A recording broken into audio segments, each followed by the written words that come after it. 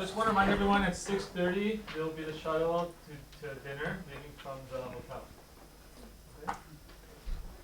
Okay. Okay, Josh, you're up. Thank you. So this is my last lecture of this year, and the last one of this sort of series on ways to produce dark matter with a focus on thermal relics. We started with the WIMP, and then yesterday was a bunch of variations, mainly focused on thermal relic models with 2-to-2 processes involved in freeze-out, but also 3-to-2. Today we'll be even further from the WIMP, but still mainly thermal things. And then the final lecture will be on some phenomenology, so that's just where we're going. And but just to remind you, last time we talked about many ways to make dark matter, but all of them were within one sort of box of symmetric thermal relics. So we made a few assumptions. We assumed that the dark matter was in kinetic equilibrium.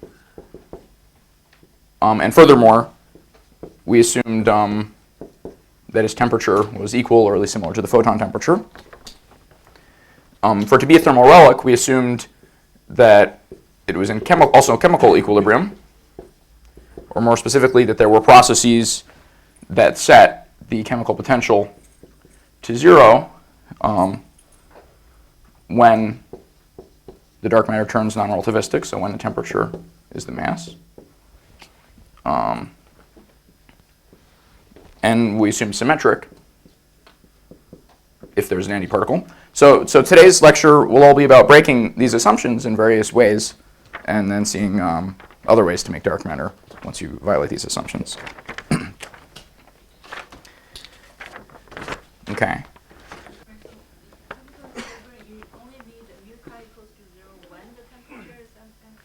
Well, indeed, and then we solve the Boltzmann equation, and it freezes out. So after freeze out, you can think of it as having a chemical potential at that time. Right. So the sort of formalism we've been using was assuming that there are some interactions that remove dark matter initially, and then you study their evolution, their rate versus Hubble, and you see when they freeze out. But you start with them in equilibrium, and then they freeze out. So assumption 1 plus 2 is what led to this plot. So when you're going down, mu chi equals 0, and now it's non-zero. Maybe I was thinking about the mu phi or something like whatever standard model is linked to this dark matter. The interaction that's responsible for the freeze out, you also had assumption that the mu phi equal to 0 or something. Usually. Yeah, that was needed to set mu chi to 0. Yeah, so if, for example, this is in equilibrium, and if this has 0 chemical potential, then this interaction sets this chemical potential to 0. So it's related. But ultimately, what you need to achieve is this. So that's the bottom line. You don't need assumption of the mu phi equal to 0. No, you do, and then that leads to this. So if mu phi equals 0 and this is in equilibrium, then that'll enforce this. But the most general way of stating the assumption is you need some set of interaction should lead to this. So an example is that you're annihilating to something with 0 chemical potential, but that's just an example. To get to this plot, you need some interactions to set the chemical potential to 0 here. Okay. Any more questions about what we're about to break? Okay, so let's break them. So first, I'm going to break this, which actually also breaks this, so these are related.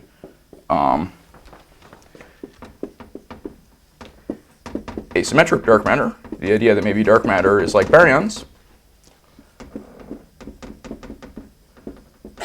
Break them because we have not found dark matter yet? These are just assumptions, and they may or may not be true. So let's see what the possibilities are. Like if we would have, if with these assumptions we could already discover dark matter, maybe it would be enough.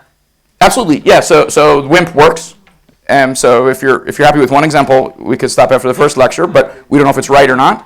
So the philosophy is let's see what are the different ways. Since we haven't found it yet, let's find the different ways to make it. So these are assumptions that may or may not be true. So I want to see what's possible. Okay. So this has an old history, but it was sort of revitalized about a decade ago by this excellent paper.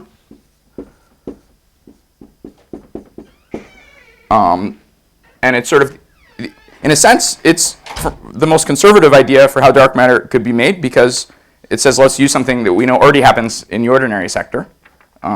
Maybe dark matter is like baryons. So as you know, there's a baryon asymmetry. So we can say initially there was some asymmetry in number density. And then the energy density just follows from that asymmetry. So if I put the following prefactor, remember that's entropy today, then I can write the energy density as is proportional to the baryon asymmetry. This we measure to be about that size. This term in parentheses, by dividing by entropy, this is co-moving. So this is the kind of conserved size of the baryon asymmetry, whereas the density drops as the universe expands. This thing in parentheses will be constant.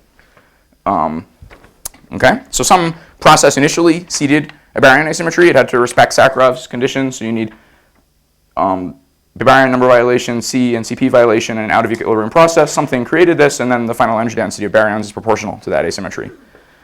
The idea of asymmetric dark matter is to posit maybe, just like there's a baryon number, maybe there's a dark matter number, and then maybe some process seeded a dark matter asymmetry.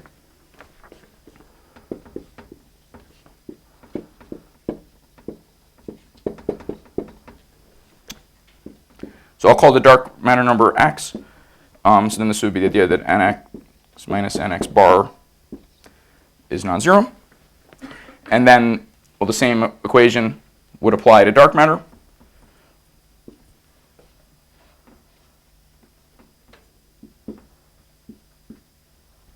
Where this is now M dark matter. And this should now be that size. Doesn't it need to be a plus sign and high plus and No. in the mass term. I mean, the mass is the mass. The mass is the mass. This is the asymmetry. Yeah, but you care of. Oh, well, yeah, sorry. I'm assuming that there's a symmetry. So like proton, just as proton and antiproton have the same mass. The dark matter and the anti-dark matter will have the same mass as a consequence of there being a dark matter number symmetry.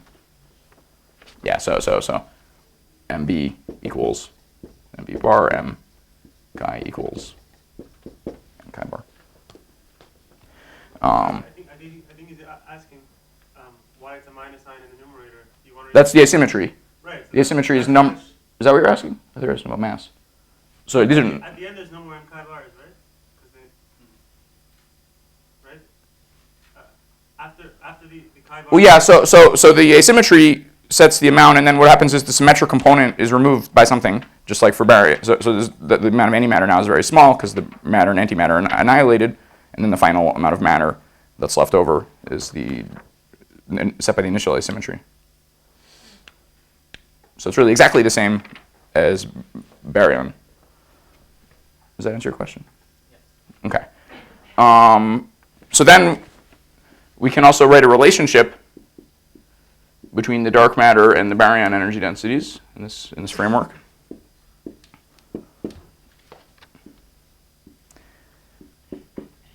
And it's just given by the ratio of the asymmetries times masses. And this ratio we observe to be about 5. And it's very interesting that this is an order 1 number, because in principle it could have been much larger, much smaller than 1. From the point of view of, say, a WIMP, it's an accident that this is an order 1 number. If the asymmetries have a similar size, then this would be order 1. And then if the dark matter mass were a few GeV, then you would expect to have a similar energy density. However, a lot of the models that realize this don't actually explain why this is an order 1 number. So I think they're often exaggerating when they explain why this is an order 1 number, although there are some examples But indeed, if you explained why both of these were order 1 numbers, then you would explain why this is an order 1 number. But more generally, the asymmetries can have different sizes, and then this mass could be very different than GeV. And in principle, this mechanism really works for masses all the way from keV to hundreds of TeV if these two asymmetries have a different size. I think you don't get anything really. I mean, by doing asymmetric dark matter, right? You get the dark matter. What more do you want? The reason why it's attractive is because of the relation to the variables, right?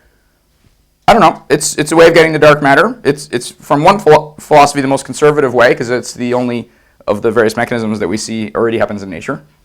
But yeah, indeed, if you want to explain why this is order 1, you need to explain why both of these are order 1. There are models that do it, most don't. Any more philosophy questions? So there are many, just as there are many possible ways to seed the baryon asymmetry, you can port those all over now to the dark matter asymmetry. You need to sort of satisfy the dark Sakharov conditions. So just as an example of mechanisms, just as you could have seeded the baryon asymmetry by an electric phase transition, you can now use a dark phase transition. So maybe you have some hidden sector that's strongly coupled that goes through a QCD like phase transition that is an out of equilibrium process that could seed in asymmetry. You can have out of equilibrium decays. You can, for example, connect the generation of the dark matter asymmetry to something like leptogenesis. Also, in principle, you only need to generate one asymmetry, either baryon or dark matter, and then you can use processes to transfer one to the other. So you could have B minus LX transfer, and then you could do it in either direction. So you could just take any of the ideas people have for baryogenesis, and then maybe some operator also then generates some dark asymmetry, or you could use any of these ideas for dark asymmetry, and then that can now be also your idea for baryogenesis. So these two things could be connected, or they could just be totally separate. So either are possible, so there's many possible implementations. Just as an example of this third case, you can write down some operator that connects. So here I'll take dark matter squared, and from the standard model, LH squared. So this would connect lepton number to dark matter number, and then through sphalerons, it'll be connected to baryon number. If this is in equilibrium, then after B plus L is set to 0 by sphalerons, this sets nx minus nx bar to be some order 1 number times the baryon asymmetry. You can determine the order 1 number by studying the system, by looking at all the processes and determining how the chemical potentials are related. And that gives a system of equations whose solution will return this number. In this specific example, the order 1 number ends up being the following. So that comes from playing with chemical potentials. The rate for this, you have, after inserting Higgs vevs, for example, things like this. The rate will go as number density times thermally averaged cross-section. At high temperatures, you can use dimensional analysis to guess the form of the thermal average. You see that the amplitude has a 1 over m to the 4th, so the rate has a 1 over m to the 8th, and then at high temperature, the temperature is the only scale to compensate all those powers. So just as a naive just by dimensional analysis, at high temperature, this will scale. So rate has mass dimension 1, so this will scale as temperature to the 9th, so it grows very rapidly at high temperature. And then if you ask whether it's in equilibrium, if you compare to Hubble, Hubble goes as t squared, so the rate grows as t to the 7th. This is a generic property of higher dimension operators, that they have rates that grow rapidly with temperature, so we call this UV dominated.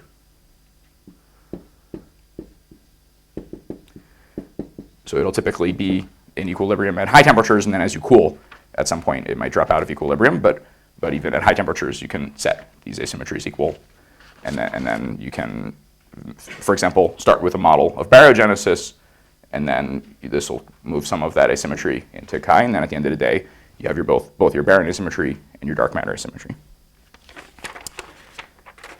Okay. How do you see that behavior in IR?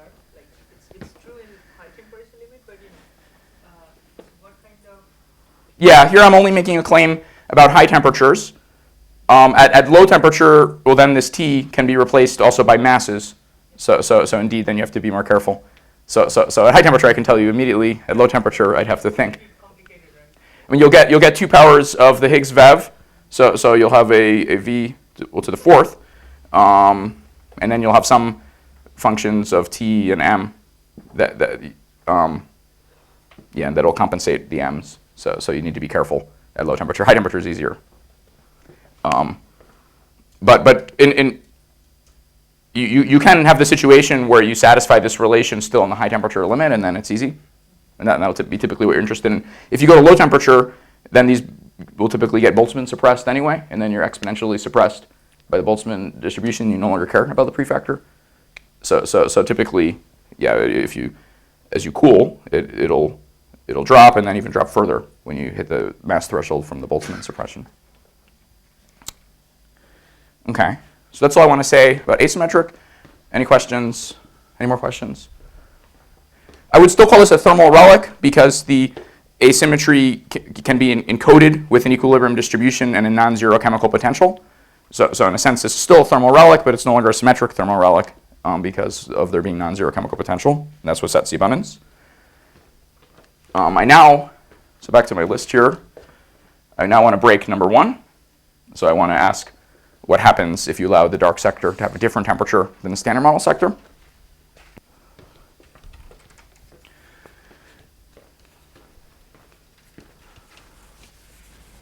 And that'll be actually most of today's lecture will be about this possibility.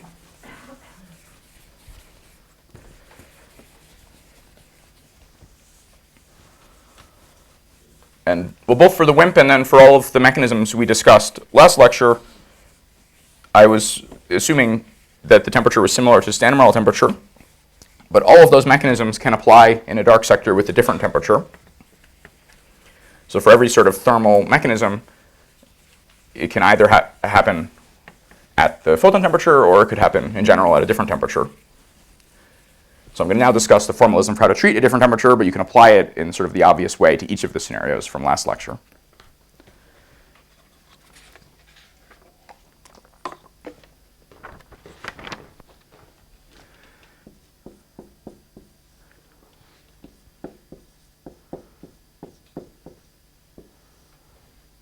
Okay, so well, the temperatures are the same when everything is nice and kinetically coupled. So in kinetic equilibrium. So if there are processes that connect dark particles with the standard model, if these are much faster than Hubble, then T dark equals T gamma. And well, this is very schematic. It could be 2 to 2 processes. It could be decays. It doesn't have to literally be the dark matter. It could be some mediator particle, and it could be a succession of processes that are exchanging energy. So through a chain of processes. So although I'm drawing here dark matter and standard model, you should take this as being schematic. If A is in thermal equilibrium with B and B is if A is in kinetic equilibrium with B and B is in kinetic equilibrium with C, then A is in kinetic equilibrium with C. So it chains in the obvious way. Okay. Well, the other possibility is that the dark matter is kinetically decoupled from the standard model plasma.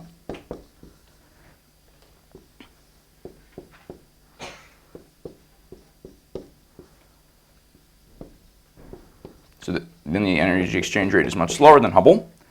But it could still be the case that the dark matter has rapid interactions with particles in the dark sector. So that is the scenario I'll focus on for now, where phi is not in the standard model. And in this case, since the dark matter is still in kinetic equilibrium with something, it will have a temperature that I can label T dark. But in general, if this is not exchanging energy, then in general, T dark is not equal to T photon. It has some other value. So it's the case I want to now consider. You could ask what size coupling sort of is the boundary between these two. So let's think about that for a second. So schematically, if I have a dark sector and suppose it's connected through some dimensionless parameter epsilon. An example is kinetic mixing of two photons.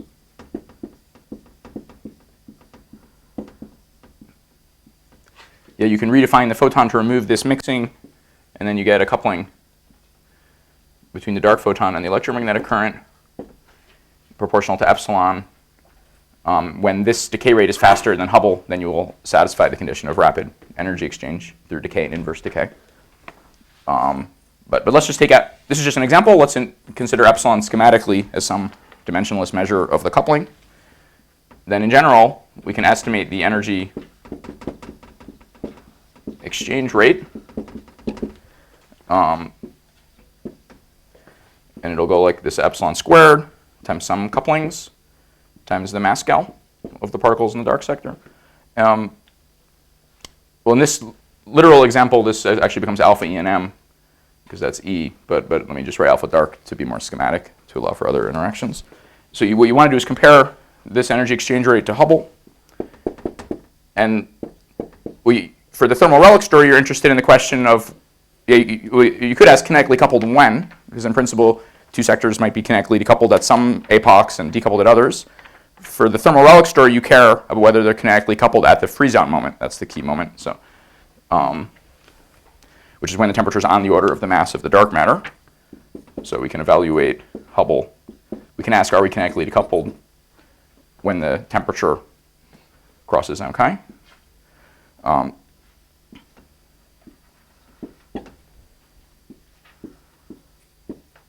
we can estimate that like that. And then the kinetic boundary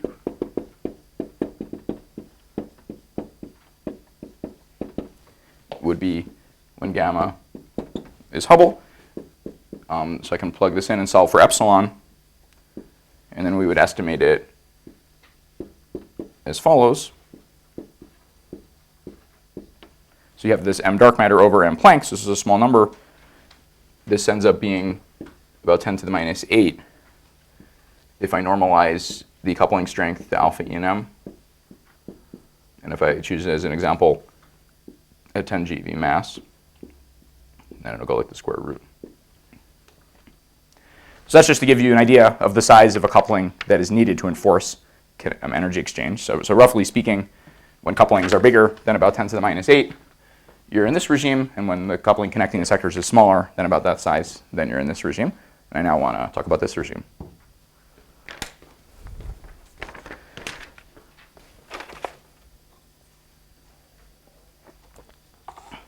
Okay. So this doesn't take into account if the dark temperature is many, many orders of magnitude. This is sort of assuming.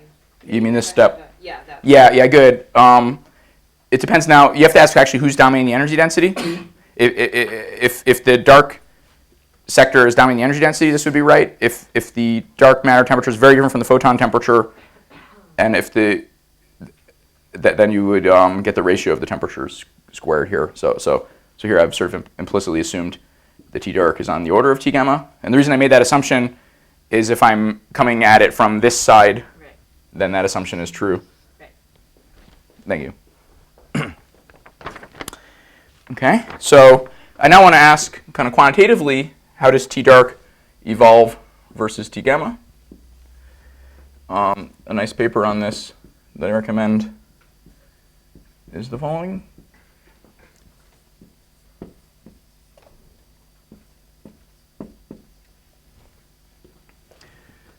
But the idea is I have the dark sector, which has some temperature, and I'll be interested in the number of degrees of freedom as a function of mass, as we'll see in a moment.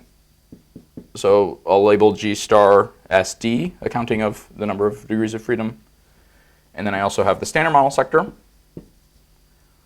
which has temperature T gamma and some number of degrees of freedom.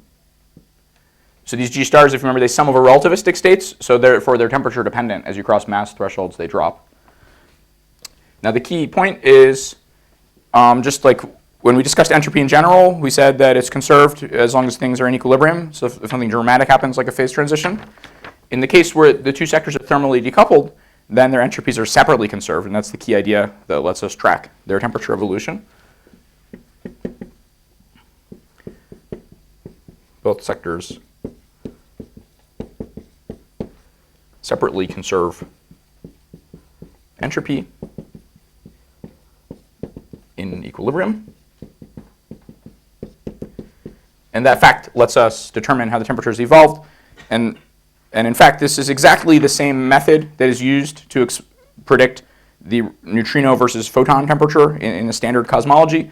Right, neutrinos are initially above an MeV coupled to photons, and you have the same temperature. Then they decouple. Then when electron-positron decouple, that heats up the photons relative to neutrinos, and you can use exactly the entropy argument that I'm going to now apply to dark sector to predict the neutrino temperature. So in the neutrino case, you're calling the neutrinos this sector, and then this would be the photon and electron. So same method you can apply to a generic dark sector. So this is something that happens in the standard cosmology. But anyway, we can now ascribe an entropy to each sector.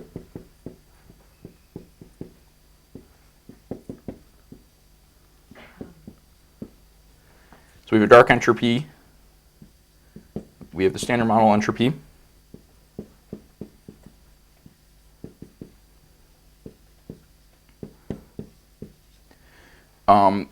Entropy density, the total entropy per Coulomb volume is conserved. The entropy density, of course, dilutes with the expansion, but both sectors experience the same expansion, so therefore the ratio of the entropy densities is constant.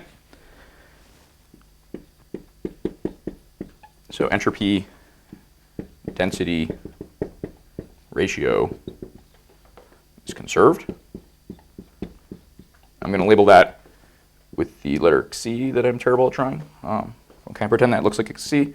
And I'll define this to be the standard model entropy density over the dark entropy density.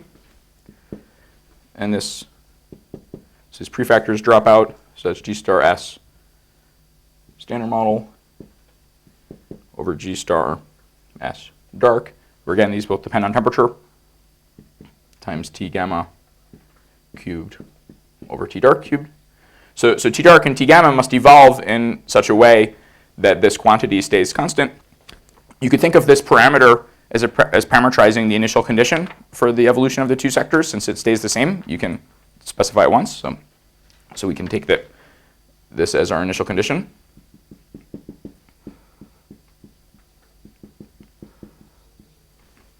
I missed something. How come if the why does the entropy why does the ratio have to be constant? I mean, if there is some sort of Because the total entropy in a co-moving volume is constant, and they both experience the same scale factor, so therefore the entropy density ratio is constant. But if let's say the dark sector or whatever it goes through some sort of a different number of degrees of freedom, it changes just like the. Yep. Then this fraction changes, and then these temperatures have to change in a way to compensate that. Just like how when the electron positrons decouple, the photons heat up a little relative to neutrinos. It's exactly. So this whole thing is constant, but indeed these two terms separately are not constant as you cross mass thresholds. That's the key point. There's a time there in the middle. Yeah, sir. Okay, so we can think of this as the initial condition, and then we can just solve this for the ratio. So T gamma over T dark is C to the 1/3 times G star S dark over G star S standard model to the 1/3 power. And then you could think of this as an initial condition, and then these G's evolve with temperature, and then that predicts how the temperature ratio evolves. Yeah? How do you know, like, how does G star D depends on temperature? Because, again, like, it's not the reading part, right? Like, you need Yes. to know Yeah, so G star ds is a sum over all the relativistic bosons.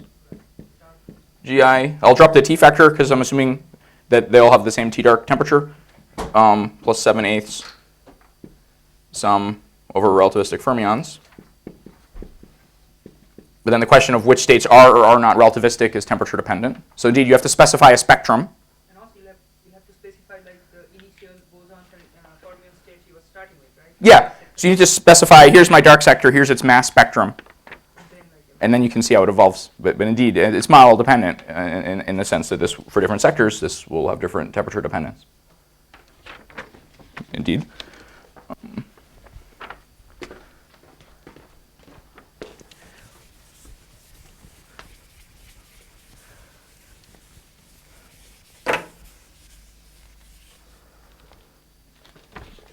But yeah, so I literally would specify here's my dark sector mass spectrum, and then the temperature is moving with time, and then I sum all the relativistic states at a given temperature.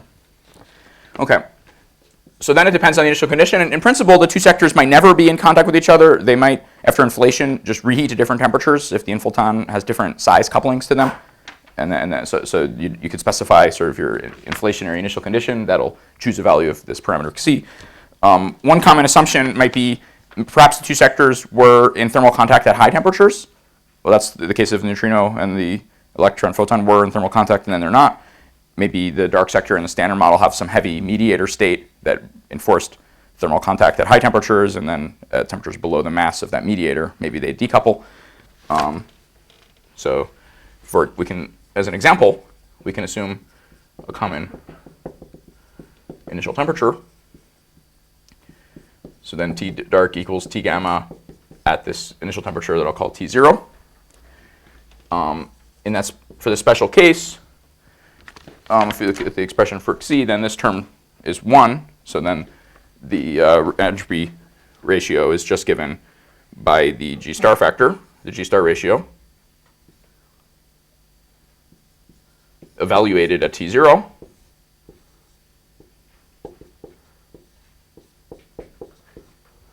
And then you can plug this in to this general expression.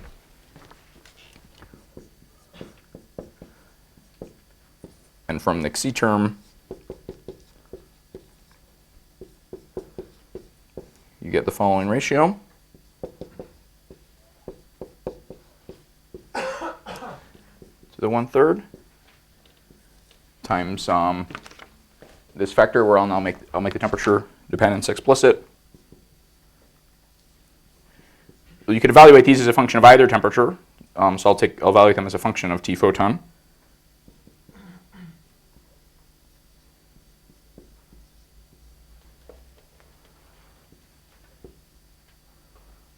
Okay, so we get this. So bottom line is that the ratio of the temperatures just depends on the G stars. So it depends on their initial ratio and then their evolution. And because of these 1/3 powers, in fact, this will generically just be an order 1 number, unless if you really went through an enormous number of states, far beyond the number of states in the standard model. Well, let's consider an example. Example prime. So still within these assumptions, let's assume that our initial condition is far above m top. Yeah. You can define it to be these G's are a function of either temperature. It's just at that temperature. So when T photon has say value MeV, T dark is some other number. You could still yeah, indeed. So when you want to ask which states are relativistic, you compare to T dark. But you can do that as a function of T photon. Yeah. Well, if you want, I could put T dark of T gamma. But yeah, at any given, you can choose either temperature as your overall clock. So I'm sort of choosing T photon as my overall clock. And now the question of whether something is or is not relativistic is whether its mass is or is not larger than the temperature of the sector it's in. So sorry, it's a sort of confusing notation. But yeah, so this T dark can be written as a function of T gamma. Is that clear? Thank you. So let's take a high initial temperature where they're equal. So they're in thermal contact above the electroweak scale. And now let me ask, what is the ratio, for example, when T gamma is 1 MeV? And I'm going to assume that the dark states are lighter than this. So let's assume that all states in the dark sector have masses far below 1 MeV. And now let's ask what is the temperature ratio So here the two sectors start with the same temperature above the weak scale. They're not in thermal contact. They evolve. What happens? Well, we just plug into this. But in this case, because I'm always considering temperatures where all of the states are relativistic in the dark sector, that means that the G star S dark does not change. So these two terms cancel for this, because I haven't gone through any dark sector mass threshold in this example. So only G star standard model is changing. So then I pick up G star standard model T0 over G star standard model 1 MeV to the 1/3. So this is 106.75. If you look up in a table what it is at 1 MeV, or you can calculate it, it ends up being a 10, roughly. So this to the 1/3 power is 2.2. So that's what I meant by order 1. So even though I've gone through a factor of 10 change in G star in the standard model from above the weak scale to an MEV, since that is brought to the 1/3 power, it leads to an order 1 change. So the dark sector is order 1 colder, but not dramatically colder. This factor of 2 is actually a big deal in energy density, because energy density goes as that to the 4th power. So this is actually very important when you compare to n effective bounds. But like from the point of view of, say, the calculation of the dark matter abundance in a freeze-out scenario, this is only affecting things at the order 1 level. Any questions so far? Do you have any reason to take them to take the same initial temperature for both of them when they're Well, in contact? here it's just a choice, but motivation would be if there is a heavy mediator, then the two sectors would start with the same temperature, and then at temperatures far below the mediator mass would be kinetically decoupled naturally. But on any other case, it's just enough. Indeed, it could be that there's no mediator, and it could be that they're never in thermal contact, and then the temperatures could be very different, by a factor of 1,000,000, if the infilton couples more strongly to one than the other. So reheating could occur in a very asymmetric way. So it's model dependent. But a simple choice of an initial condition is that they started at the same temperature. That would be motivated by there being some contact at high temperature due to some mediator. Okay, any more questions? Okay, so we see that the dark sector could have a different temperature. I've shown you how to calculate how the temperature evolves. I now want to consider what would be the implication for things we've talked about, like for say freeze out. So let's consider just a WIMP like freeze out in the dark sector, but in this situation where the dark sector has a different temperature than the photon temperature, and let's see what the implication of that is for the dark matter energy density.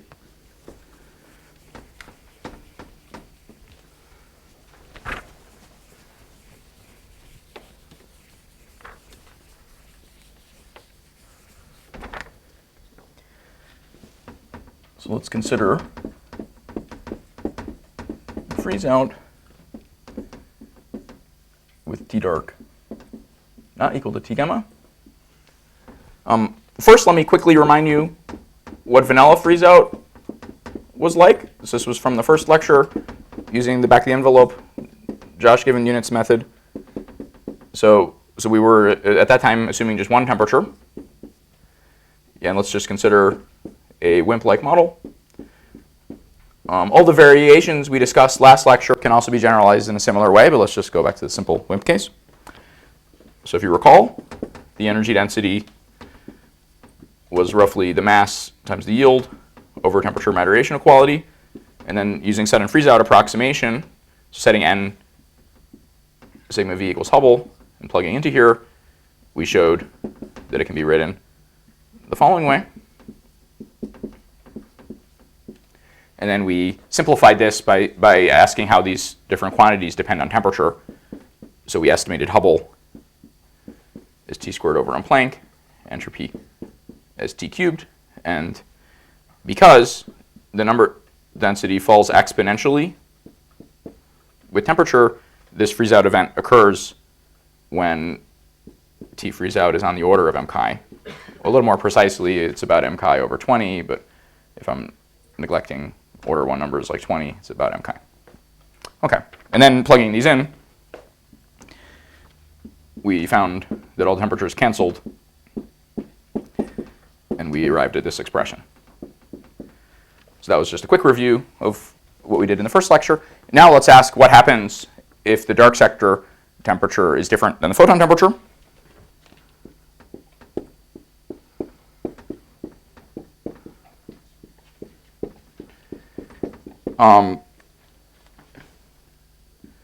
So let's suppose that T dark is not T gamma. And furthermore, so the way this works will depend on which sector dominates the energy density. I'm going to assume for now that the standard model sector dominates the energy and entropy at the moment of dark matter freeze out. Which is an assumption, so it could be the other way. So let's do this assuming standard model dominates the energy density and entropy density.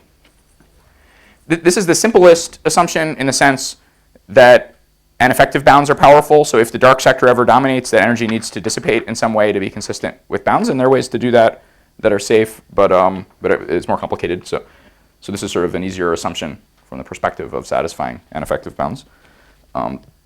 Okay, so well, up to this step, it's the same because the temperatures didn't enter up to here. So once again, I can still write this. But now here, right, I just had T, but now I have to be careful of which T appears in each of these steps. So given the assumption that the standard model is dominating, Hubble is going like T photon, and the entropy is going like T photon. But of course, the Boltzmann depletion goes like T dark. It's the dark matter's temperature that is determining how its Boltzmann suppression. So therefore, it's T dark at freeze out is of order m chi. If you allow for T dark and T photon to be very different, then it's the T dark that would be near m chi, and in general T photon might be very different from that because the freeze out occurs when this exponential kicks in. So plugging in here, then you find that the T's no longer all cancel because you get a T dark from here, T gamma cubed, sorry, T gamma squared, T gamma cubed, so you're left with one power of the ratio. So you find the usual 1 over T equality and Planck sigma v, but now multiplied by a factor of T dark at freeze out over T gamma at freeze out.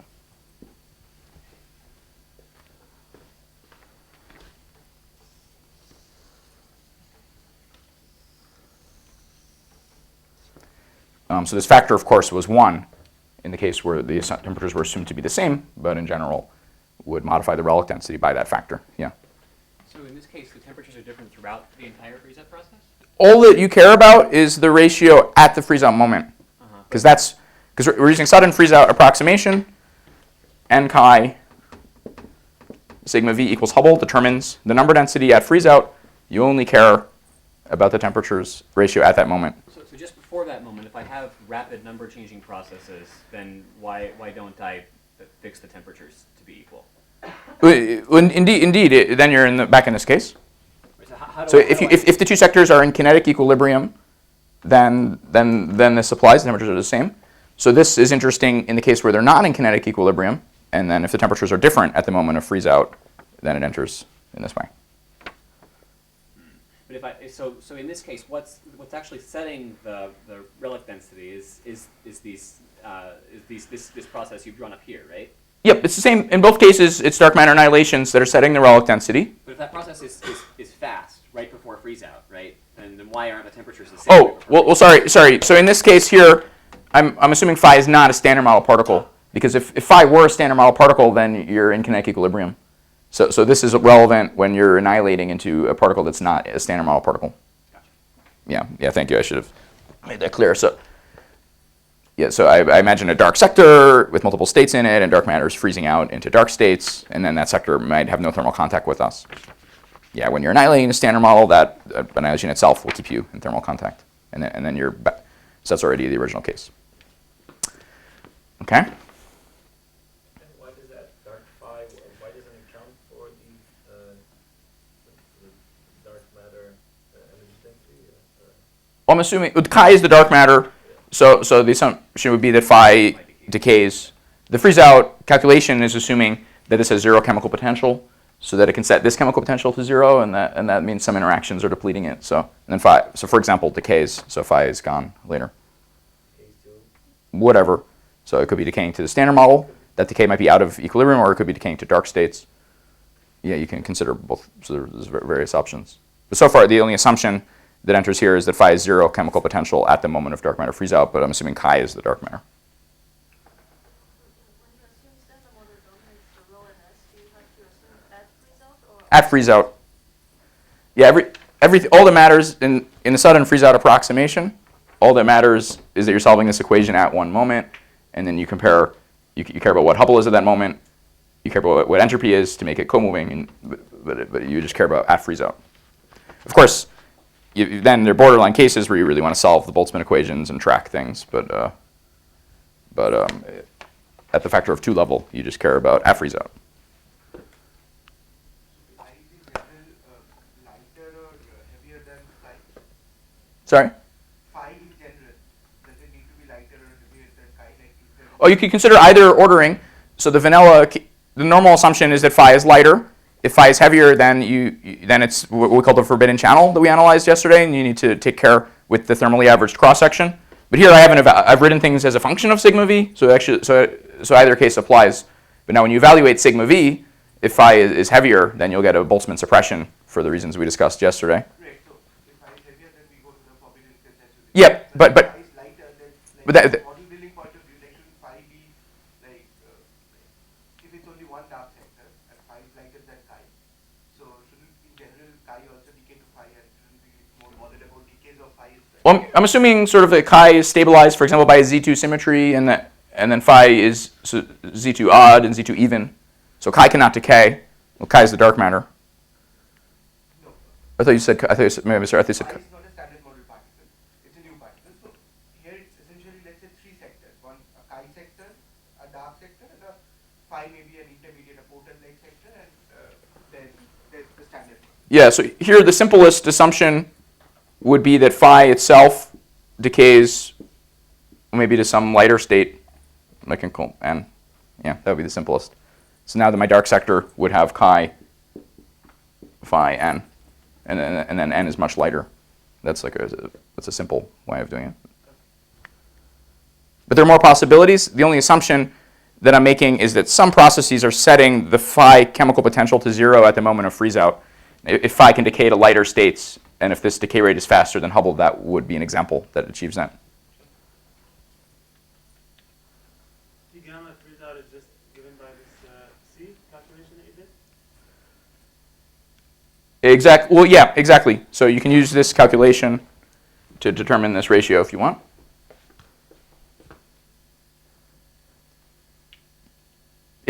This calculation assumed that you know it at some higher t0, and then you evolve. So indeed, if I know it at some higher t0, then I can use that.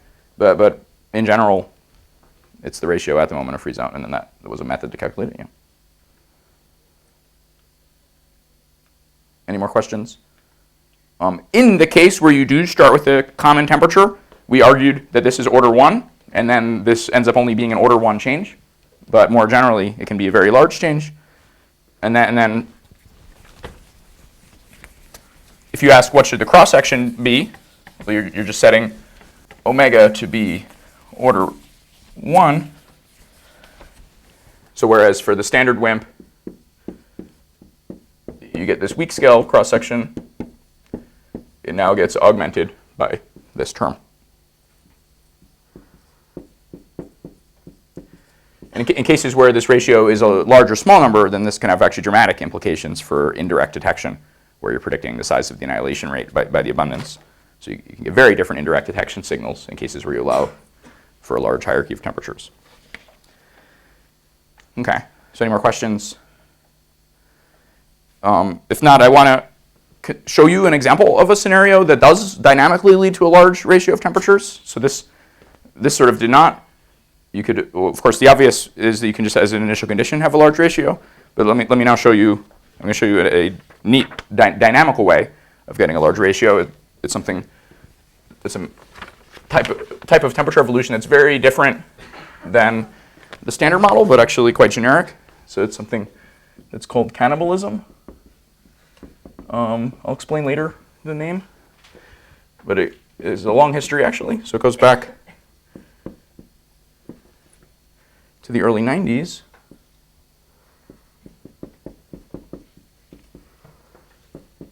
Although it's received a lot more attention in the last, say, few years. So far I've implicitly been, the standard model sector has relativistic degrees of freedom, like the photon. I've been implicitly assuming that the dark sector had relativistic degrees of freedom because G star dark is summing over them. So when G star dark is non-zero, I'm implicitly assuming that I have relativistic degrees of freedom in the dark sector. So far we've been studying the case of a hidden sector with relativistic states.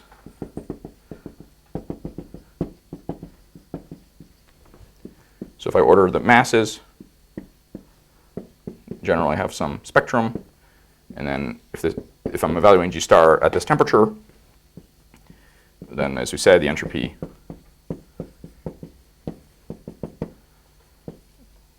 is this expression, where G star S dark is a sum over relativistic bosons plus a sum over relativistic fermions, where these sums are summing these states here and not including these states here. So that's what we've been doing so far.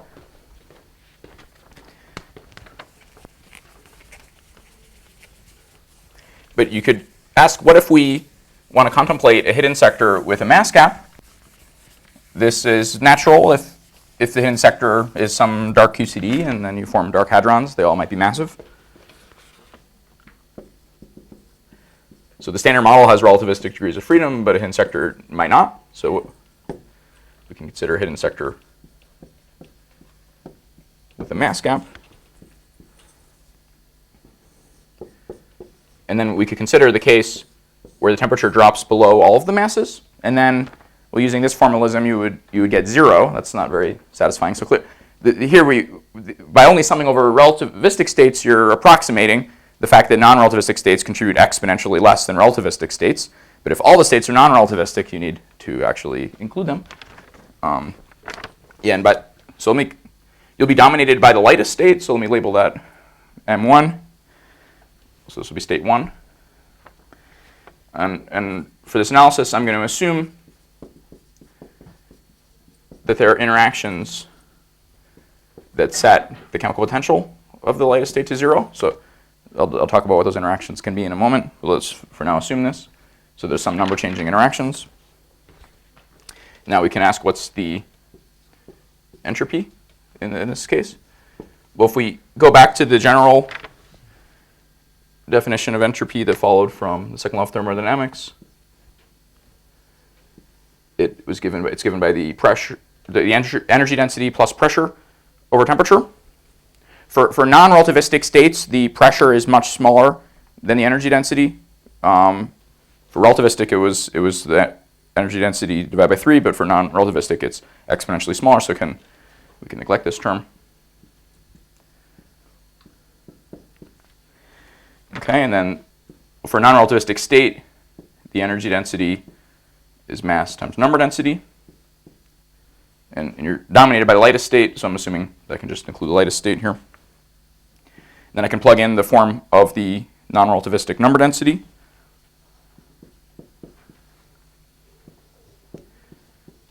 Which we reviewed in the first lecture.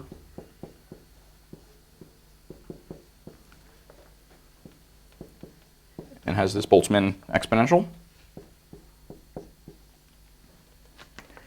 right? It's when you have relativistic states, this is exponentially smaller than their contribution. So this formalism of summing over relativistic states is equivalent to neglecting these terms, but we can include them. And I'm just going to rearrange factors here.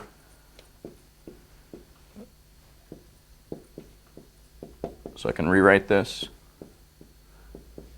like this.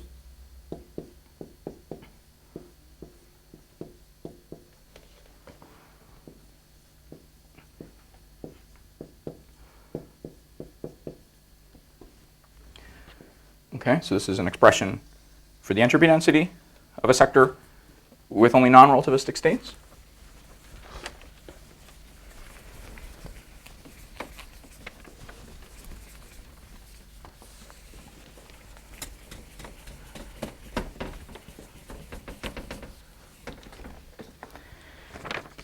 Okay.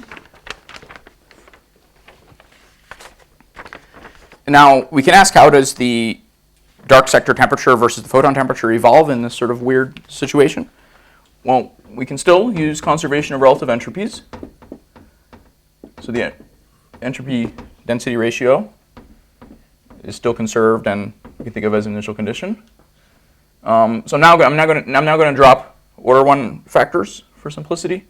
So the entropy density of standard model goes as T photon cubed, and then from this expression, the entropy density of the dark sector goes as T dark cubed e to the minus m1 over T dark. So this expression is true up to sort of order 1 number that I'm dropping to keep the math simpler.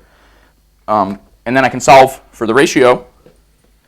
So therefore, T gamma over T dark goes as the entropy ratio to the 1/3 e to the minus m1 over 3 T dark.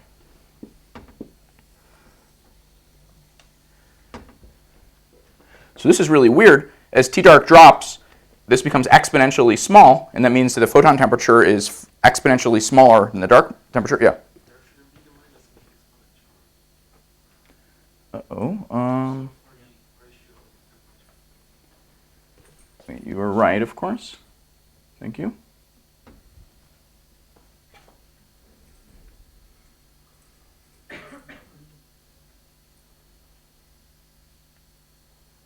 Well, then what do I? No, you're wrong. Because I'm pulling this over. Whew, okay. So, plus or minus does actually matter. Yeah, factors of 2 don't. Okay. So, T gamma scales is a to the minus 1. If you plug that in and solve for T dark, then that it goes like 1 over log A up to log squared correction. So the photons are redshifting in the usual way, and basically the dark sector is not cooling at all. It's only cooling logarithmically. So once if you have a dark sector, if the temperature drops below the mass and it still has number changing interactions, you can think of it as its temperature just being locked, and it can't cool. And that this is just from entropy conservation. So conservation of entropy implies that the dark sector, roughly speaking, cannot cool.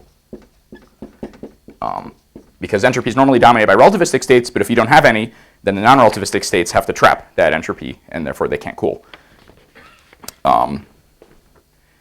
So very importantly, I did assume that this, if things are completely decoupled, then it just redshifts in the normal way with a scale factor. So it's important that you have number changing interactions to get this behavior.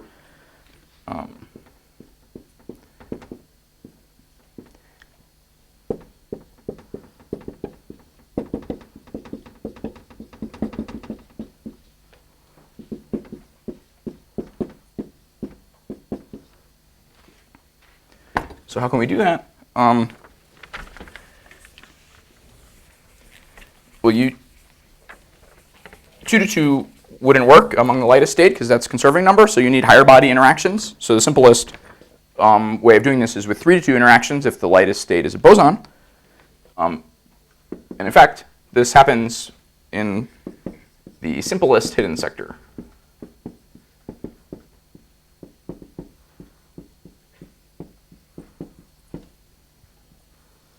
By which I mean, let's just take a real scalar with generic interactions. So that's, maybe Nima would say the simplest hidden sector is n equals 4, but at least for me, the simplest hidden sector is a real scalar with generic interactions. So it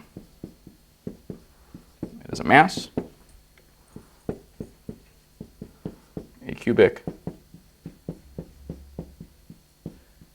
a quartic. You can think of this as a toy model for glue balls, but anyway, in this situation, I can, for example, self-annihilate like this, where I use the quartic and the A. And then mu phi is 0 if n phi equilibrium squared times the thermal average of this 3 to 2 process is larger than Hubble. And then you will satisfy that assumption, and the temperature will evolve in this way. Now, normally you think as the universe expands, things should cool, because they do, of course, their motion does redshift. So so how can there be enough energy to keep it hot? Well, it's because the 3 to 2 process you can think of as converting rest mass into kinetic energy, and then that is canceling the loss in kinetic energy from redshift, so that you only have this logarithmic drop. So they, in the paper that I raised, but the 92 paper uses a colorful language to describe this fact. So they say, as the universe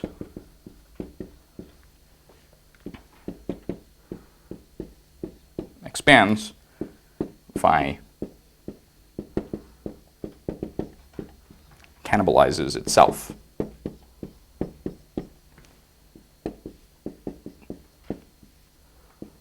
To keep warm.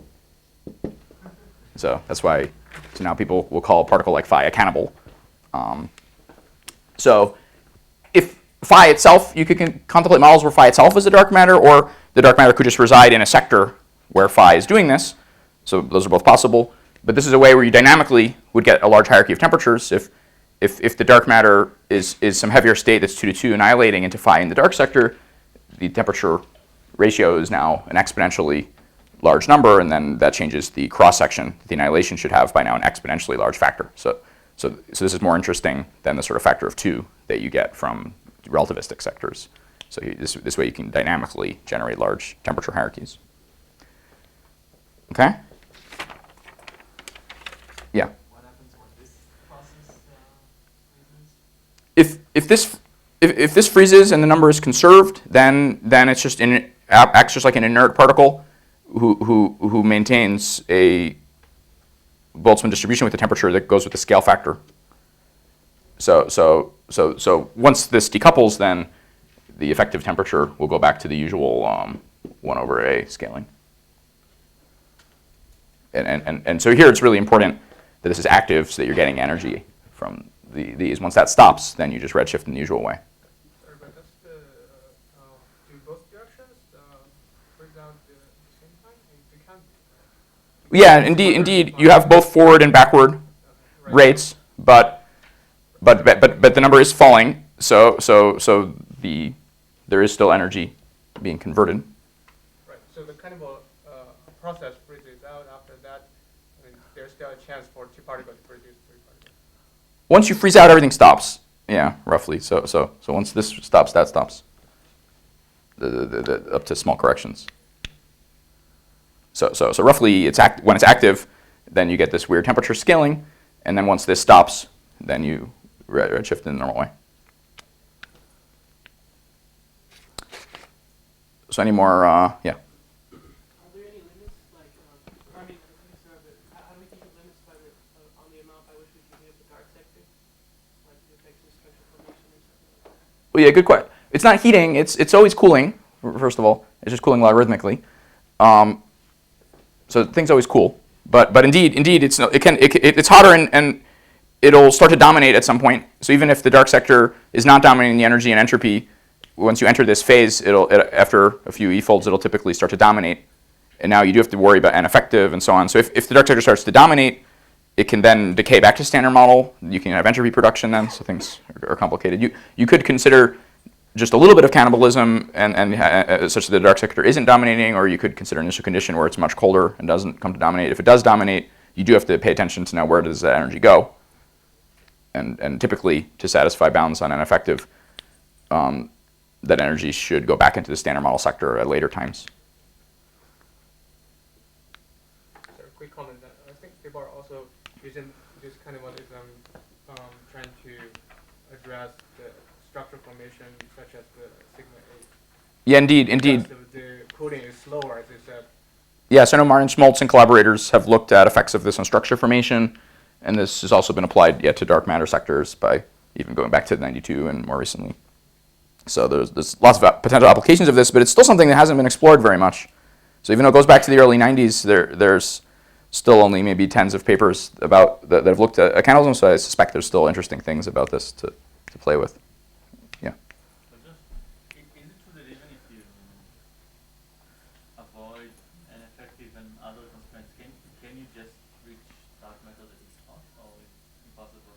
I mean, not getting any early metal domination period or anything, but just because it no longer fails of the answer. No. Well, yeah.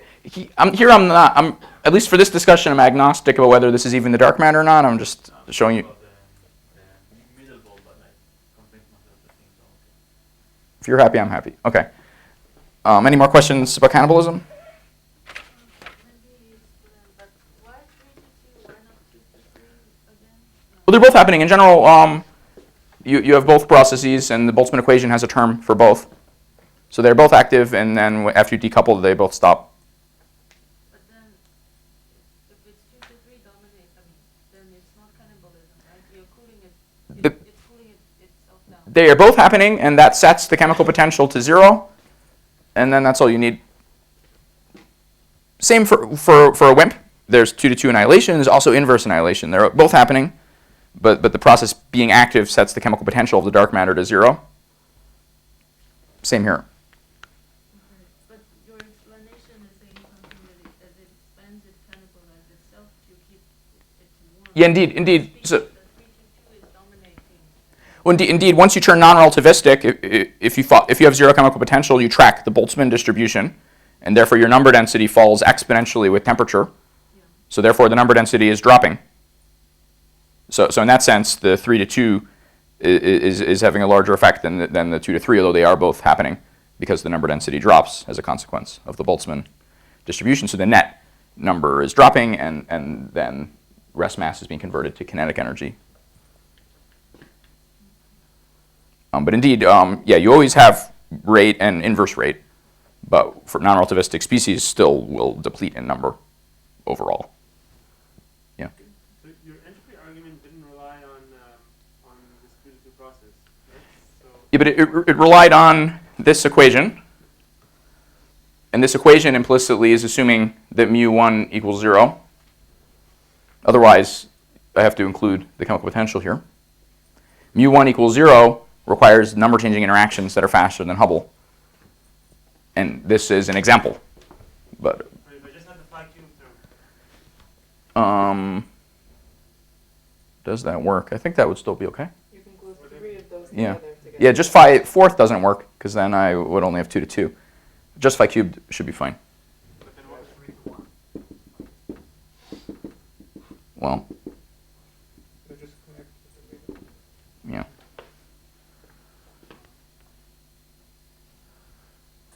I just, simplest was generic, but yeah, sure. So you can set that to 0. Yeah, if you set this to 0, it won't work. Yeah. And it could also be a fermion, and it could be 4 to 2. So this is very general behavior. The only assumption I used is this. This is an example of an interaction that would do that. By 4 will work, right? 3 to 1 processes? Hmm? By 4 will work, no? 3 to 1. You don't decay to yourself.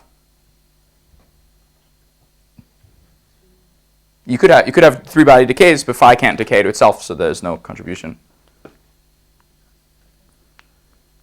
Because yeah, if you have 1 on one side, it has to be a decay, and then it has to be a decay that can occur. The difference is you have this extra exponential term compared to the vanilla. Yeah, in the vanilla case, you just have a t cubed. Entropy just goes as t cubed. But now entropy goes as t cubed, indeed, times this exponential. The exponential physically directly comes from this dark matter self-interaction. It comes from that it's non-relativistic. So non-relativistic states in equilibrium have exponentially small abundances. Non-relativistic and also stay in equilibrium. Yes. Yes. That's important that it's in equilibrium. Yeah, chemical and kinetic. And in principle, any interaction that, as long as it gives you this mu equal to 0, will... Exactly. So it is very generic behavior in a sector with a mass gap in interactions. And as long as the couplings are large, typically you will have number changing interactions when you're as you turn semi-relativistic. So it could be 4 to 2. That'll also work for some time. So, yeah. The fact that this process, the 3-2 process, is much larger than Hubble, is this somehow a natural expectation? Yeah, as long as the couplings are order 1, you start faster than Hubble because it's only the Boltzmann suppression. You need the Boltzmann suppression to kick in after some time to lower this term. But it is, I mean, the assumption we started from the first board was that you're below the mass by the temperature, so you're already expecting the compressor super dilute. Indeed. So, but as long as the couplings are order 1, Hubble is small because of the Planck. So as long as the couplings are order 1, you typically need x of order 10 before you decouple. And that's true for whether it's 10 or 20, that can depend a lot on whether it's 2 to 2. But some order 10 number is needed even for 4 to 2 if you have order 1 couplings. Because you're competing with mass scale over M Planck. You need that much suppression from the exponential. So you will, and once you start Boltzmann depleting and using this term to set this smaller, then you start cannibalizing. So in that sense, it's generic, at least for an epoch of temperature. But because of the exponentials, the standard model can become exponentially colder during that epoch. So it's a huge deal, even if it happens for a small amount of time in terms of dark time. Yeah. Sorry, I understand that the Boltzmann suppression gives us the direction of the process, the net direction, the 3 to 2 versus 2 to 3. But from a different point of view, if we think about the phase space, I would naively think that 3-body initial state scattering will be much harder. And how to by detailed balance, the rates are equal. So this number density cubed times this thermal average is equal to this number density squared times this thermal average. But then Boltzmann tells you that you overall deplete. When you say it has to be in equilibrium, you mean it's in equilibrium with itself? Because like you have this the phi particle. By equilibrium, you mean this process is faster than the Hubble rate? Yeah, so chemical equilibrium is that 3 to 2 is faster than Hubble, and it sets this to 0. Okay. And it's also in self-kinetic equilibrium. It is not in kinetic equilibrium with the standard model, because then it would have the same amount of temperature, and this can't happen. Yes, you have to be careful which equilibrium question you're asking. You can have multi-components like M1, M2 is still interaction and still Yep. satisfied with this mass Yes, scale but even if you have only one component, this equilibrium statement has some meaning. I mean, it always has the same temperature because it's the same particle. But so what you mean by equilibrium is this process is faster than the Hubble rate. Mm-hmm. For chemical equilibrium. Yes. Yeah. So by chemical equilibrium, Okay. You mean by setting mu1 equal to 0, I mean that this number changing rate is faster than Hubble. Yeah. There's just a comment. I think there's also the process of 2 phi's go to 2 phi's, where after this 3 to 2 happens, the relativistic phi's scatter off themselves to redistribute that energy. So you also Yeah, have indeed. This process, you also have the 2 to 2 process that gives it its own equilibrium distribution. So that's kinetic. Indeed, you have this. But this itself maintains kinetic equilibrium when it's rapid. So it's only around the epoch of freeze out that you need that there too. So it's even, you don't even have to talk about this when this is very rapid. This is redistributing energy too. Yeah. So I'm failing to see what goes wrong when mu1 is non-zero, because it looks like you would just shift m1 to m1 minus mu1. Because mu1, if there's no number changing, then mu1 just goes to m1. Okay. Yeah. So that's so just an inert particle has a chemical potential such that the comoving number density is constant. So it has mu is exactly the right size to shut it off. Yeah. Okay. Any more questions? And that's the case for neutrino? Yeah, for neutrino, there's no number. Well, it's also not non-relativistic. I mean, just the neutrino is exactly this case, right? Well, neutrinos are relativistic after they decouple. But now they are non-relativistic. But yeah, but the number changing is negligible when they turn non-relativistic. Yeah, so they don't do this. Here you need to have number changing interactions active after turning non-relativistic. Neutrinos don't do that.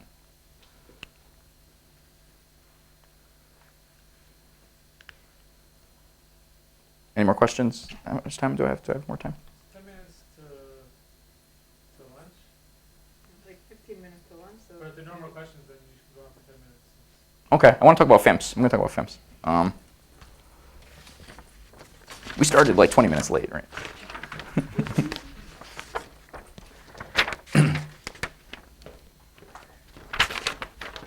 Okay, lots of questions about cannibals.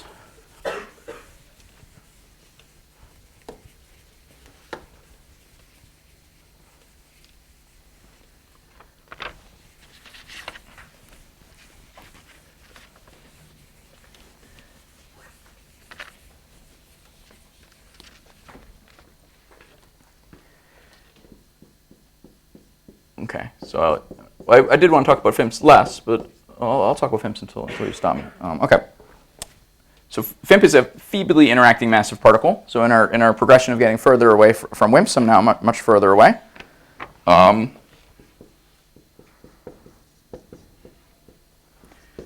so my definition will be that chi is kinetically and chemically decoupled.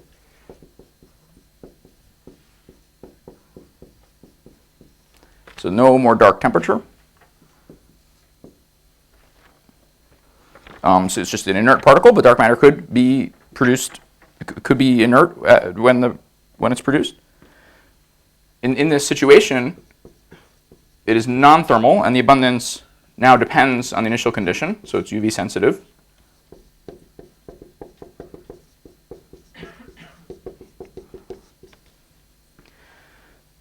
If there's some interactions that's populating it in the infrared, a common assumption is that there's zero initial abundance, and then you can calculate the production in the infrared. But that's an assumption, and here the abundance depends on the initial condition, which is not true for thermal. So for all the thermal stuff we've discussed so far, the number density is entirely determined by what's happening at freeze-out, and you're insensitive to what happened before. This now is sensitive to what happened before, so it's a very important difference. But yeah, common choice of initial condition is that the number density at T reheat is 0, and then you calculate the number density, but it's an assumption. So in this framework, dark matter can be produced by various types of interactions. It could be produced by decays. It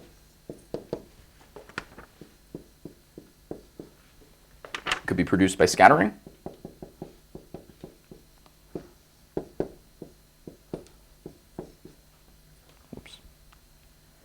So here, so psi is some thermal mother, and phi is the dark matter. So here I'm assuming that this is thermal, and this is the non-thermal dark matter. So similarly here, I'm assuming that the stuff in the initial state is thermal, and this is the dark matter. You can also contemplate oscillations. So like sterile neutrinos is a classic example, where the active neutrinos are in thermal equilibrium, and they oscillate into a sterile neutrino that is a FIMP. So these are all possible ways that you can slowly bleed into something. So the assumption is that these reactions are all slow enough that they're kinetically chemically decoupled, but they can still produce dark matter in a large enough amount to explain the dark matter. And then you can still calculate it using thermal techniques. So I want to kind of quickly consider two examples. I'm going to just focus on this case. And in this case, I'll mention two different limits. Freeze in. This is when, so chi is produced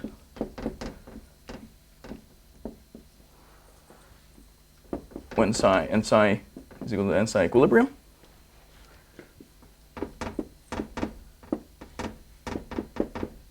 And super WIMP, chi is produced well, after psi chemically decouples, or let's say after psi freezes out.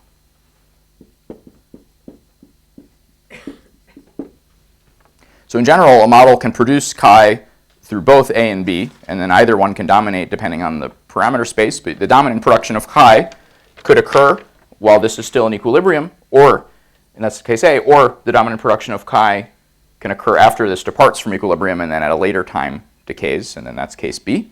And so in a given model, you should compute both A and B and compare.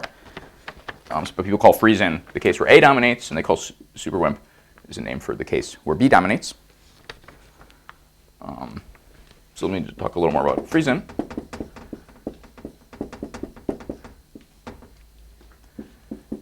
So this is all damn.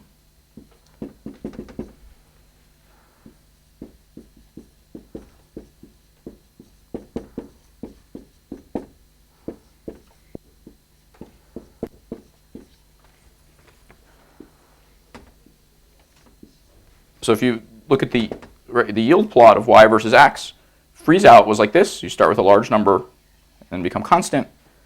Freeze in is you start with 0, given if you make this assumption. And then you slowly bleed in and then become constant after the reaction stopped. So this first curve was freeze out. This curve was freeze in. Okay? So in this case where it's just the decay, you can write a very simple Boltzmann equation so even though chi is not in equilibrium, since psi is, you can write down a Boltzmann equation for psi.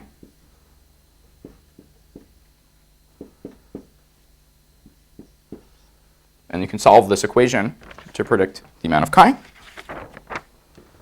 So we haven't mentioned this in these lectures yet, but this is a thermally averaged decay. So you also have the thermal average decays. It ends up being given by, you get a prefactor with Bessel functions times the ordinary decay rate. So this goes to m psi over 2t gamma at high temperatures. And it goes to gamma at low temperatures. So at high temperatures, you can think of this suppression as coming from the time dilation. So the psis are moving very rapidly on average, and then they time dilate their decays. So that's physically the origin of this m over t suppression. So you can think of this physically as a thermal average over the time dilation.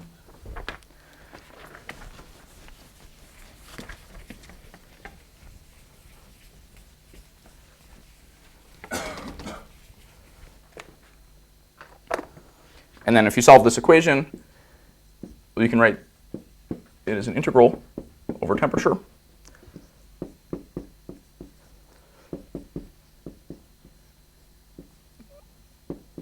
That goes like decay rate over Hubble times y. Such as the solution to this. But it's actually simple to estimate the value if you look at the behavior of the integrand as a function of temperature. At low temperatures, this is exponentially small. So then the rate is negligible after psi decouples. So this is so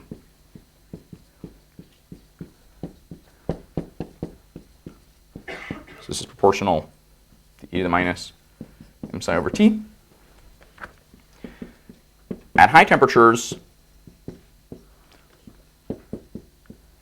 this is order 1, but this factor goes as t to the minus 3, because you have a t to the minus 1 from time dilation and a t squared in Hubble. So it's also suppressed at high temperatures, and since therefore the dominant case is right at the border of these two regions, so the dominant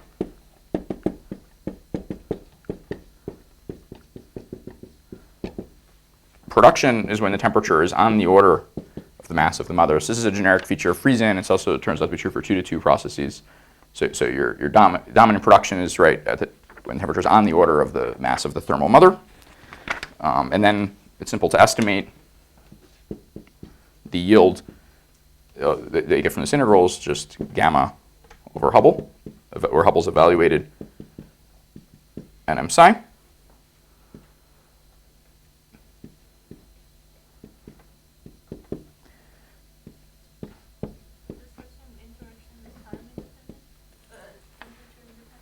Yeah, the decay rate, I'm assuming, is a constant. It's just the decay rate. But it could be, in general, could it be temperature?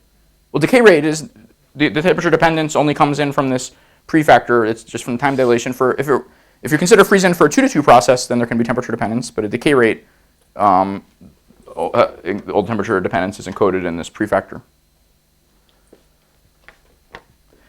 So then so then omega chi is m chi y over t equality. Plugging this in, you get a simple expression for predicting the abundance. And then you can just choose the decay rate such that this whole quantity is order 1. So it is simple. Can I have 5 minutes? 2 minutes? Yeah, you guys okay with us running a little bit, like 5 minutes over time? I can do super WIMP in under 5 minutes, and then we'll feel good. But any questions about freeze-in? So here I've considered decay. Similar idea applies for 2-to-2. Where now the right-hand side is just n times sigma v, and then you can also write it as an integral, and it is also dominated by temperature on the order of the mass. So for freeze-in, you have some thermal mother, some process is slowly bleeding into dark matter. You can solve a Boltzmann equation. The dominant production is when the temperature is on the order of the mass of the mother. Any questions? Okay. Well, otherwise, I'll consider same process but different limit would be super WIMP. And generically, as I said, you'll have both freeze-in production and super WIMP production, and then in a given model they have to be compared. Super WIMP is even easier to calculate, which is why I can do it so quickly. So here, I'll give you the reference is Fang.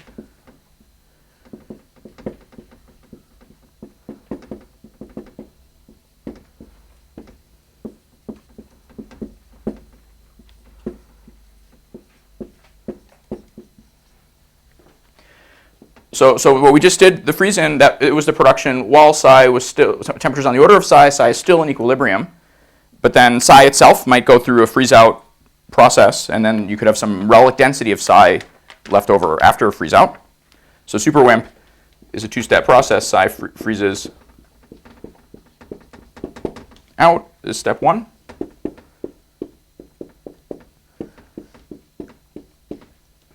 For example, through annihilation, step 2 is that the relic psi decay to the dark matter.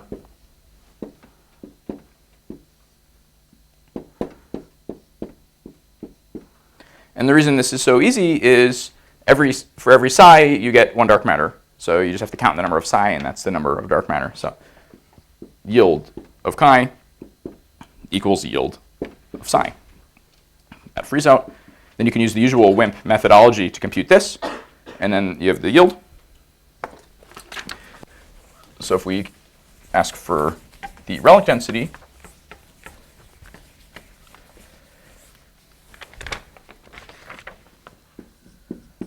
omega chi h squared equals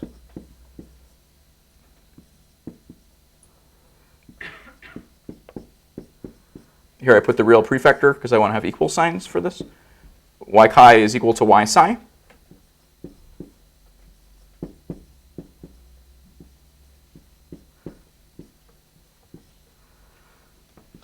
and this is proportional to omega psi, so it's m chi over m psi, omega psi frees out, where then omega psi is given by the usual value that we computed for a WIMP. So you see that the energy density at the end of the day, because the number is conserved, but the mass is different, so you just correct the energy density by the mass ratio, and then that tells you the mass ratio. That tells you the energy density of chi. So if you look at a given model, depending on the decay rate and the masses, either of these can dominate, and in general, they both have to be added. So then depending on which dominates, people refer to it as in the free-jet-in regime or the super WIMP regime. So these were both the examples where dark matter itself is not in chemical equilibrium, but since it's made by a thermal mother, you can still use thermal techniques to predict the abundance. Any questions? So what do we gain by super WIMP? Naively, it sounds like you can only get less than or equal to freeze out the psi, amount of psi. Yeah, indeed, you deplete the abundance of psi by the mass ratio. So this is, but psi could be something that would be overproduced, like maybe it's some heavy state that itself would violate the unitarity bound, but then it can decay to dark matter. So it opens up, and I don't really understand the question of what do you gain. But sure, I guess it's the new thing is that the depletion of some overproduced psi. So indeed. Okay. Yeah, so this is relevant in the case where psi itself would have had too much energy density, and then at the case this lighter state, and then you redshift that energy to the correct value. Why is this categorized as a FIMP instead of just as a variation of thermal relative? Because chi is non-thermal. It has a thermal mother psi, but chi is not in chemical or kinetic equilibrium, and then therefore the abundance depends on the initial condition, and it's here I assume that the initial abundance of chi is 0, and then it's populated by this. But it's not a thermal relic. It's UV sensitive in the sense that you have to make a statement about the initial condition. Does it matter if psi is relativistic or non-relativistic? When is it decay? Well, in super WIMP limit, it goes through freeze out, so it is non-relativistic. But I mean, when it frees out, it's not necessarily at the same mass scale. It could be very different or something. Then If psi were relativistic, you're in the freeze-in limit in that case because it's in thermal equilibrium. So here the assumption for super WIMP is that it goes through a WIMP-like cosmology. It turns non-relativistic, freezes out, then decays. So by assumption, it is non-relativistic. You could be dominated by production when psi was still relativistic, but then you're in this limit. Are there any known ways of generating the initial asymmetry in the abundance of the visible sector and the dark sector particles? What do you mean by? Initial condition, like it's an initial condition that initially the dark matter particles get created either by decay or scattering of the light sector particles. But this initial asymmetry. What do you mean by initial asymmetry? So this initial condition. Yes. Psi is only produced from its thermal mother.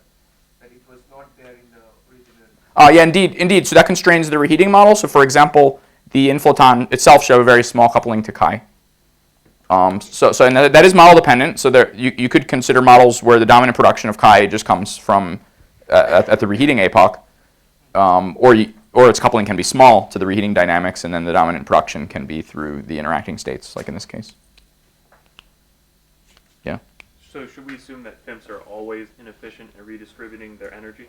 So even after they've been produced, they don't generate temperature? Yeah, indeed. So here I'm assuming that it's kinetically and chemically decoupled, and then things are very simple. You can contemplate freezing into a sector that has interactions and then itself thermalizes, and that is another case that one can contemplate. But here, by FIMP, I'm strictly taking it to be inert for simplicity. No, take that. So if I play with that coupling of the relic side decay to chi, so then I can make it in equilibrium with the second one. Yeah. Can I make it in equilibrium? Can I make it into a thermal? Well, if this is fast enough to put chi in equilibrium, you're no longer in the FIMP regime. Now it's a thermal model, and then you can do one of the various thermal things we've discussed. Same with non-change, different couplings between either in FIMP or thermal. Sorry? For the same Lagrangian, just different coupling. Absolutely, absolutely. So you can, models that are doing this, you can change parameters and be a thermal model. So really everything I've talked about are special limiting cases, and many of the different mechanisms I've discussed can be different limiting cases of the same model. That's actually why, if you want to work on this subject, it's important that you know all of these things, because there are actually many papers that are wrong because they are thinking about mechanism A and didn't realize that mechanism B was dominating. So although it might seem daunting with all these mechanisms, it's actually really important that you are able to assess which of these limits a model is in. On the other hand, the coupling of that three-point process cannot be too small, because I think you assume that the color will be completely, I mean, that the fire will be completely decayed into the dark matter. Yeah, indeed. So for this, I'm assuming that all psi decay, so the lifetime should be shorter than the present age of the universe. And furthermore, in models of interest, well, sometimes in some models, phi itself could be a standard model particle or decay to standard model particles. Then there can be bounds on this injection from various astrophysical or cosmological constraints like BBN or CMB. So one does need to pay attention, and that can be interesting. And signals of this model can be this decay. But at least here, for the abundance calculation, my assumption is that the lifetime is shorter than the present age of the universe, that they've all decayed by now.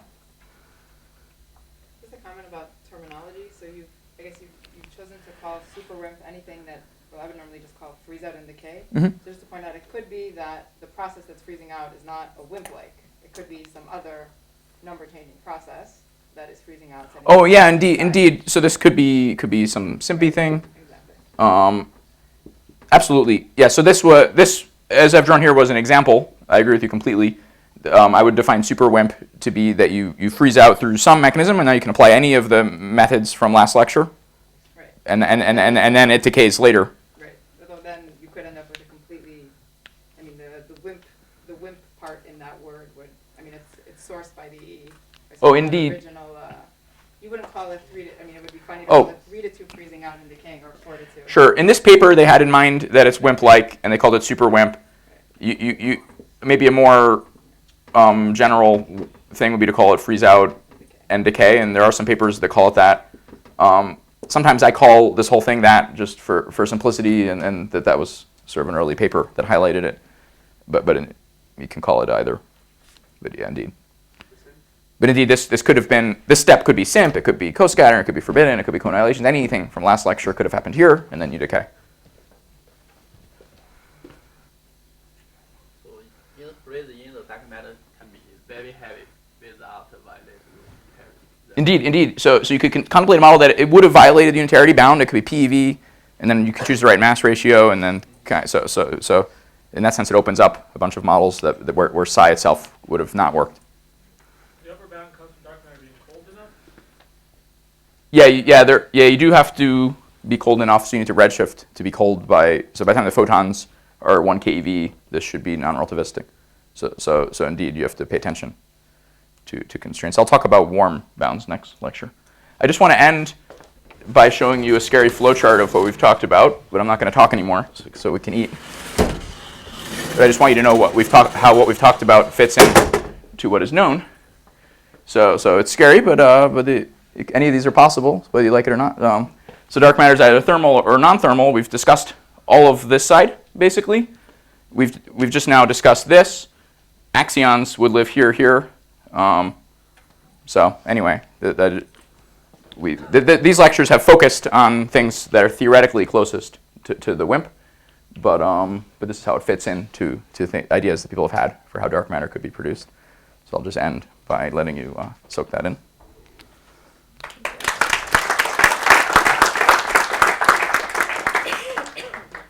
Lunch is